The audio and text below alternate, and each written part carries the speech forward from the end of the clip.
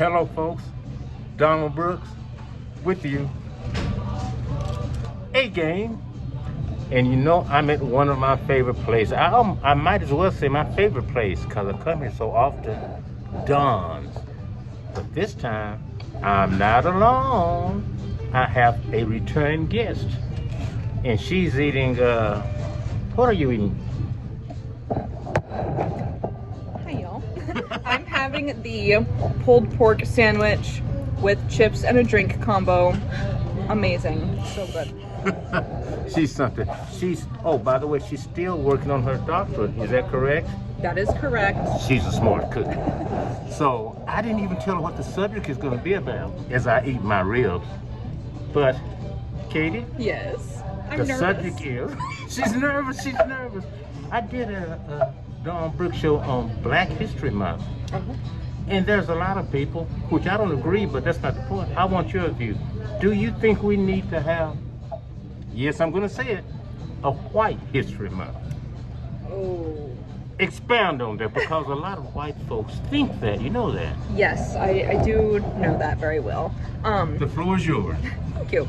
In my personal opinion, I don't think we need a White History Month. Not in the US, probably not anywhere else in the world. Although I'm not going to pretend to be an expert on like the educational curriculum of other countries. I don't know, but for here in the US, definitely not. Every day is White History Month, pretty much. Every month is White History Month. It's been a minute since I've been in K through 12 education. But I grew up in Georgia till I was about 14, where the population is about half black, half white, whereas here in Texas, it's a little bit more diverse. We have a lot more Hispanic Latino population than we did in Georgia. But Black History Month was a huge deal in Georgia.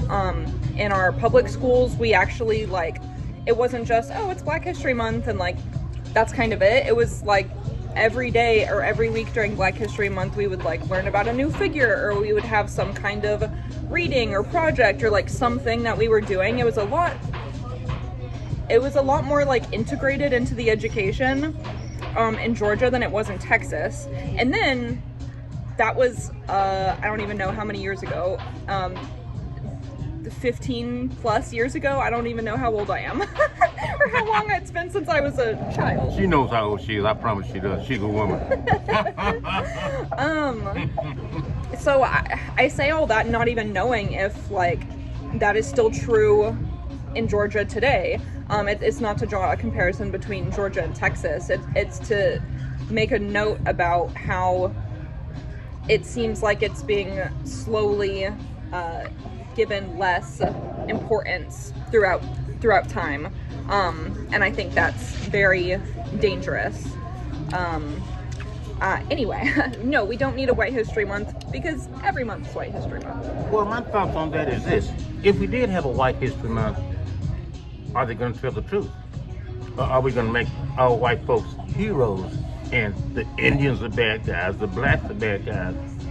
I think they'd have a hard time telling the truth. You know, they want to stop the textbooks telling the history of black people. So I think it would be hard to really have unbiased White History Month. Oh yeah, if there was a White History Month, it would not tell the truth. Already our everyday White History Month doesn't tell us the truth. There are already attempts to either too briefly go over the history of slavery, act like it's not a big deal, act like it doesn't impact us still to this day. I've lived in the South my whole life, so I've heard lots of white folks' opinions, things about plenty of slaves wanted to be enslaved, right, because white people actually treated them well. Right. I heard that so many times before. Oh, they had it made. They were happy. The slaves were happy. No, they were not happy. And I don't know. It's even if there were a handful of people who I don't know, were maybe sellouts, sold out their fellow people in order to be like treated slightly better. That doesn't mean that, oh, suddenly owning another person is a good thing. That's never an okay thing, no matter what emotions or feelings of anybody is involved. Yeah, they don't look at it like that though. Now, you know, Katie, one last thing I have to say is that usually a special guest gets a gift, but I didn't get to bring you one this time. So you know what that means? Reparations.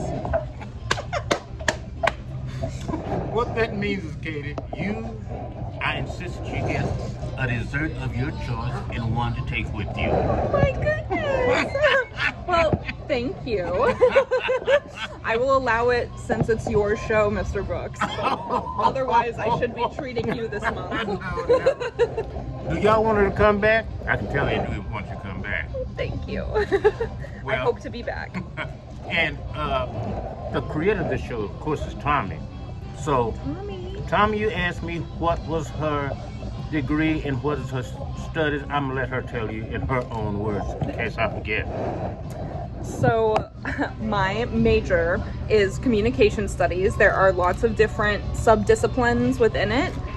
There's like interpersonal communication, organizational communication, and I am in rhetoric, language, and political communication. So it's a fun time to be in political communication. Basically what I do is I study the rhetoric, language, speeches of anything political, and so it can be in a very like strict sense of like electoral politics, all the way down to my more like preferred view of politics, which is like anything and everything is political because anything and everything is about power and like how power is distributed among different people in any type of situations. And my specialty is in social movements, studying the rhetoric and practices of social movements. So I was about to say everything is social, but you're saying everything is political. Yeah, I think there's kind of a it's kind of hard to fully separate those two things to begin with, would be my opinion. That everything is socio-political because power is inherently embedded in politics and it's inherently embedded in like social dynamics. So I got you. Well, I learned something. And Tommy and the guests of the Dawn Book Show, I hope y'all enjoyed this episode. We will see you later. We'll see you later. Bye. Bye-bye.